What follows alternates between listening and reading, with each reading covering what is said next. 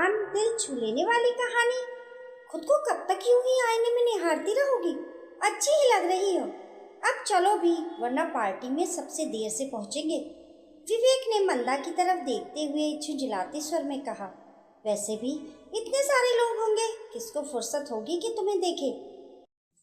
Party में सब खाने पीने के लिए जाते हैं, देखा जाए तो पीने और ग्लैमर्स तितलियों को ताकने जाते हैं। न जाने किसके लिए इतना तैयार होना चाहती हो। मैं तो रोज ही तुम्हें देखता हूँ, जैसी हो मेरे लिए ठीक हो। वैसे भी शादी के इतने सालों बाद कुछ फर्क नहीं पड़ता। विवेक एक बार बोलना शुरू कर दे तो उसके तानों में उपहास खुल जाता है और वह जो मन आता है बोल देता है, बिना ये सोचे कि सुनने वाले को कैसा लगेगा। लेकिन ऐसा वह केवल मंदा के साथ ही करता है, वरना अपनी प्रोफेशनल लाइफ में तो बहुत नाप तोल कर बात करता है। पता नहीं मंदा के साथ ही क्यों उसका व्यवहार बदल जाता है। दूसरों के लिए क्यों, खुद के लिए तैयार होती हूँ मैं, अच्छा लगता है। मंदा मुदमुदाई। जानता हूँ तुम्हें बंधन कर रहना पसंद है, लेकिन वह सब भी एक उम्र तक ही ठीक लगता है। हर उम्र की अपनी मर्यादा और शालीनता होती है। विवेक ने कार स्टार्ट करते हुए कहा। खींच हुई है सुनकर मंदा को। पल भर को उसे घूरा। Cobalt blue suit, white shirt और light blue tie, black shoes, after shave की भीनी भीनी सुगंध और ढेर सारा परफ्यूम। विवेक हमेशा बेहतरीन ढंग से तैयार होकर घर से निकलता है। पार्टी के लिए ही नहीं, कहीं भी जाना हो हमेशा टिप टॉप रहता है। गजब का आकर्षक व्यक्तित्व है।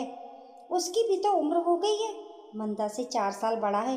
फिर ये क्यों सच सवर कर निकलता है? अगर कभी वे ये सवाल पूछ बैठी तो जानती है इस सवाल का कोई सटीक जवाब विवेक के पास नहीं होगा। घिसा पिटा जवाब ही होगा कि मैं पुरुष हूँ, काम पर जाता हूँ, 10 लोगों से मिलना होता है, आखिर सोसाइटी में मेरा कोई स्टेटस है। तो मंदा के भीतर जैसे सवाल जवाब की उठापटक चलने लगी। वह स्त्री है, उसके लिए सवरे रहना क्यों जरूरी नहीं है? जबकि श्रृंगार की तमाम वस्तुएं, सारे तामझाम और रौनकें स्त्रियों के लिए ही होती हैं। फैशन की सारी दुनिया उनसे ही चलती है, उनकी वजह से ही फलती फूलती है। पूरा बाजार पुरुषों की बजाय स्त्रियों के कपड़ों और उनके साज श्रृंगार की चीजों से ज्यादा भरा रहता है। माना वे नौकरी नहीं करती तो क्या घर में यूं ही झल्ली बनी घूमती रहे? नहीं रह सकती वे ऐसे। नौकरी करने पर भी विवेक ने ही पाबंदी लगाई थी, इसलिए लाख विवेक टोके वे शादी के बाद मैनिक्योर पेडिक्योर फेशियल से लेकर ज़रूरी ब्यूटी ट्रीटमेंट करवाती रही। नेल पॉलिश लिपस्टिक सब लगाती रही। घर पर भी तैयार होकर रहना ही पसंद था उसे। विवेक को इस बात से खुशी होना चाहिए था कि उसकी बीवी स्मार्ट है, सही तरीके से रहने के तौर तरीके जानती है, लेकिन उसे ये सब फिजूल की बातें लगती हैं। वैसे भी मंदा की हर बात को काटना या टिप्पणी करना विवेक अपना जन्मसिद्ध अधिकार मानता है। और उम्र की बात करें तो 42 साल की हुई है बस। 22 साल में शादी हो गई थी, 1 साल बाद बेटा और उसके 2 साल बाद बेटी। बच्चे बाहर हॉस्टल में रहकर पढ़ाई कर रहे हैं, इसलिए समय ही समय है उसके पास। इतना कि बिल्कुल बोर हो जाती है। शादी के बाद सारे शौक, अपने सपने कब चूल्हे और गृहस्थी की भेंट चढ़ गए पता ही नहीं चला। वे जिस क्षेत्र में अपना मुकाम बनाना चाहती थी उसके बारे में पता चलते ही शादी के बाद भड़क गया था विवेक। साफ ताकीद दी थी, कोई ज़रूरत नहीं है ऐसी बेकार की बातों को दिमाग में लाने की भी।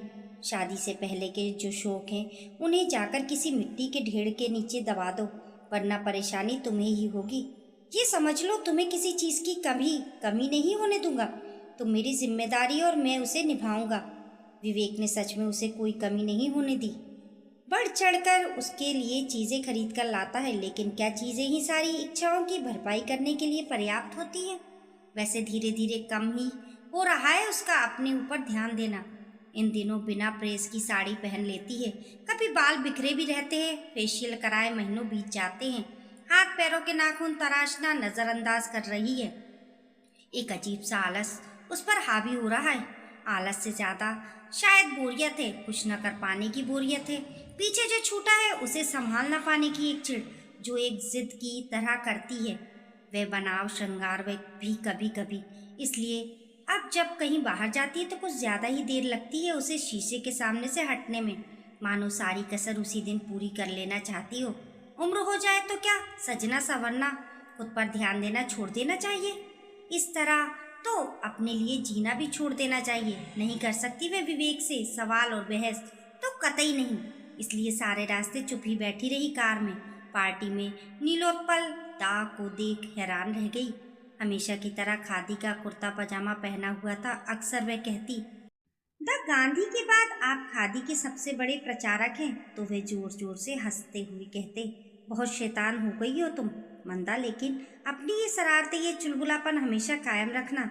इससे व्यक्तित्व और कला दोनों में निखार आता है। जीवन की जीवंतता बनी रहती है। शैतानी और चुलबुलापन दोनों को ही वह संभाल नहीं पाई। आप यहाँ इस शहर में कब आए दिल्ली से? आपको देखकर बहुत अच्छा लगा। दा खुशी के आवेग में उसने प्रश्नों की झड़ी लगा दी। बीबी जो बोले मानना पड़ता है बाबा, उसका आदेश कि मुंबई शिफ्ट हो जाते हैं। यहाँ शायद अवसर है हमारे लिए। नीलोत्पल दा जोर से हंसे। आपने शादी कर ली? घोर आश्चर्य दा, आप तो हमेशा कहते थे कि चाहे कोई अप्सरा भी आ जाए शादी नहीं करूँगा। नहीं चली मेरी। उसके सामने ये रूपाली देखो तो कौन है यहाँ। रूपाली दी को देख मंदा उनसे लिपट गई। हमेशा की तरह बालों में गजरा लगा था और पीले रंग की सिल्क की साड़ी में वह अद्वितीय लग रही थी। ग्रुप के सारे लोग उन्हें शिल्पकार का ऐसा शिल्प कहा करते थे जिसे गढ़ते हुए हथौड़ी छेनी भी बहुत कोमलता से चलाई गई होगी। तभी तो हर अंग कलात्मक ढंग से तराशा हुआ गया था। आपने रूपाली दी से शादी की? मंदा की हैरानी और बढ़ गई। करनी पड़ी मंदा, मानी ही नहीं तुम सबसे बिंदास थी हमारे ग्रुप में। तुम तो शादी करके गायब हो गई हो, फिर तुमसे कौन बचता? दा हंसे। रूपाली ने प्यार से उनकी पीठ पर मुक्का मारा। बदमाश मानुष, मंदा इनकी बातों में मत आना। कितने पीछे पड़े कि शादी कर लो, वरना इस रूखे इंसान के साथ बंधती क्या मैं? नहीं दी, दा बिल्कुल रूखे इंसान नहीं है। कलाकार तो संवेदनशील होते हैं। अपने गुरु के बारे में मैं कुछ नहीं सुनूंगी। तुम थिएटर कर रही हो कि नहीं? विवेक तो अपने दोस्तों के साथ ड्रिंक करने में व्यस्त था। मंदा साथ में आई है ये भी भूल गया था। वे तीनों एक कोने की टेबल पर आकर बैठ गए। दा कुछ नहीं कर रही मैं। विवेक को पसंद नहीं, लेकिन आप लोगों का थिएटर ग्रुप कैसा चल रहा है?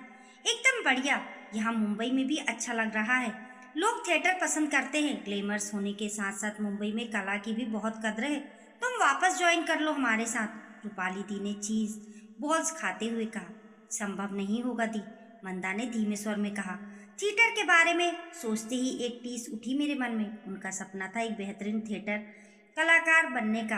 अपना पता दो, कल आते हम तुम्हारे घर। नीलोत्पल दा उसे भावुक होते देख माहौल को सहज बनाने के लिए बोले, दा दोपहर में आइएगा। अचानक मंदा के मुंह से निकला, विवेक घर पर होगा तो नाहक ही गुस्सा होगा। मंदा हमारे ग्रुप की एक लड़की की माँ बहुत बीमार है, वे रिहर्सल पर नहीं आ रही है और अगले महीने ही नाटक का मंचन है।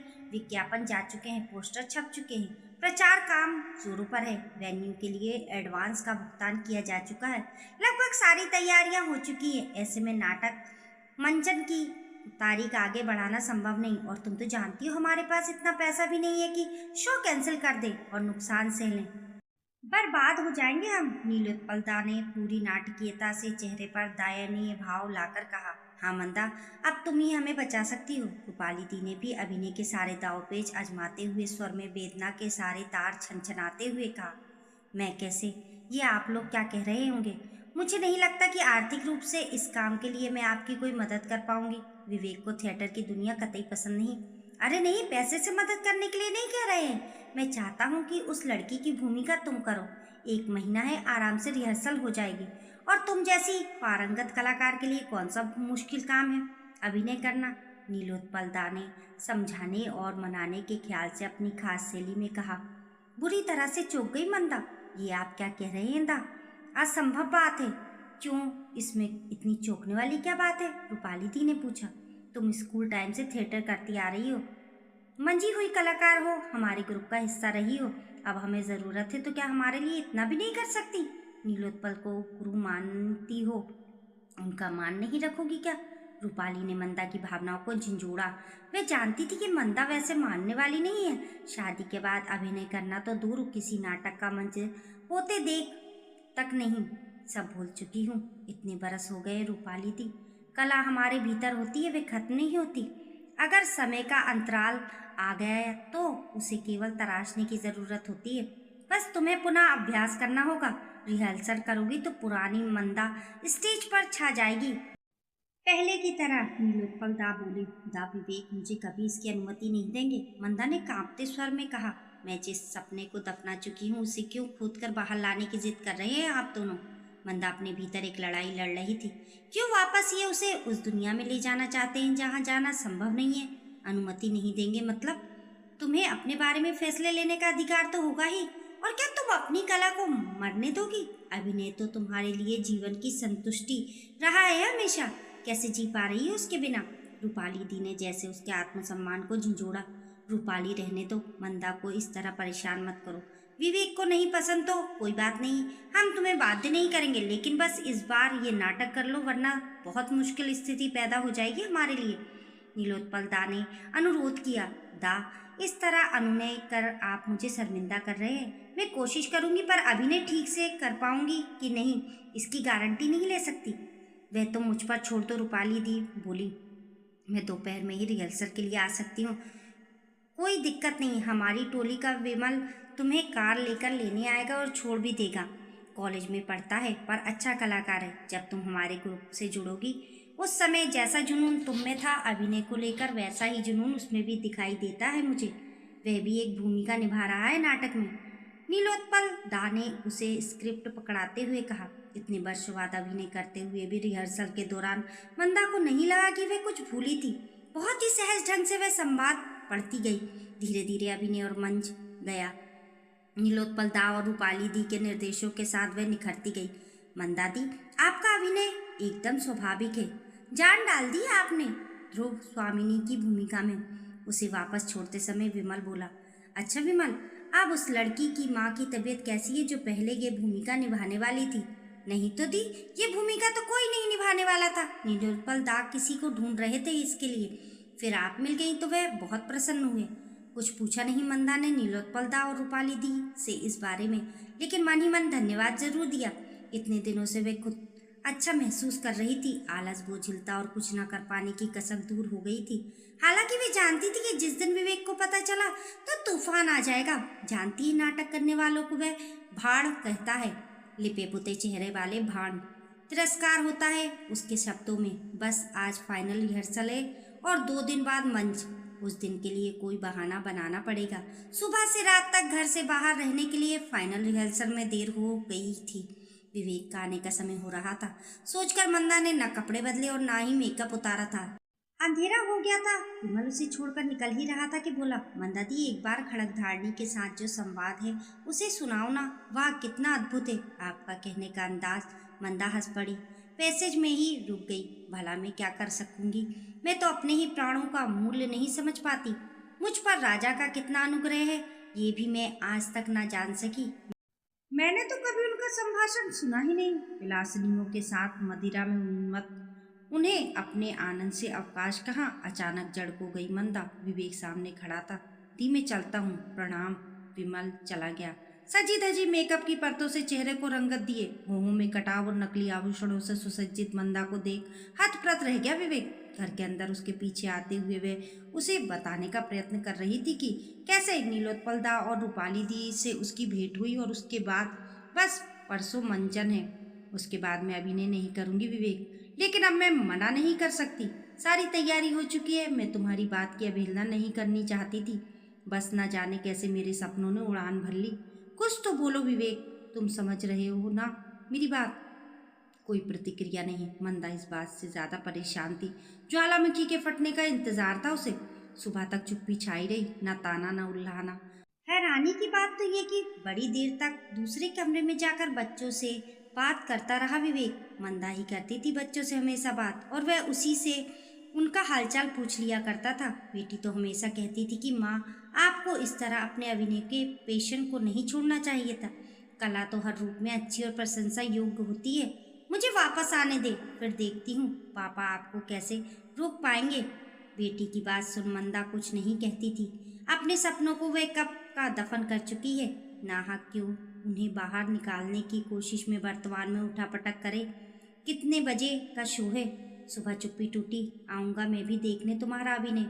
सुना तुम्हारी डायलॉग डिलीवरी तो अच्छी है, और हाँ, सजी धजी ज़्यादा अच्छी लगती हो तुम। अपना ध्यान रखना। क्यों छोड़ दिया है तुमने? मंदा आश्चर्यचकित सी उसे ताक रही थी। नहीं, ताना तो नहीं लग रहा ये, ना ही तानों में लिपटा उपहास है। क्या सचमुच विवेक नाराज नहीं है? कहीं वे अभिनय तो नहीं कर रहा? वे धीरे धीरे कदम रखते हुए बिल्कुल उसके पास जाकर खड़ी हो गई। उसकी आंखों में झांका, उसके चेहरे के भाव को पढ़ने लगी। नहीं, अभिनय तो नहीं कर रहा। मंदा को लगा जैसे उसके सपनों ने होले से पंख फड़फड़ाए हैं। दोस्तों, आपकी इस कहानी के बारे में क्या राय है हमें कमेंट करके ज़रूर बताइए। कहानी पसंद आने पर लाइक और शेयर करें। ऐसी ही अच्छी अच्छी कहानियों के लिए चैनल को सब्सक्राइब करना ना भूलें। मिलते हैं फिर एक नई कहानी के साथ, तब तक के लिए नमस्कार।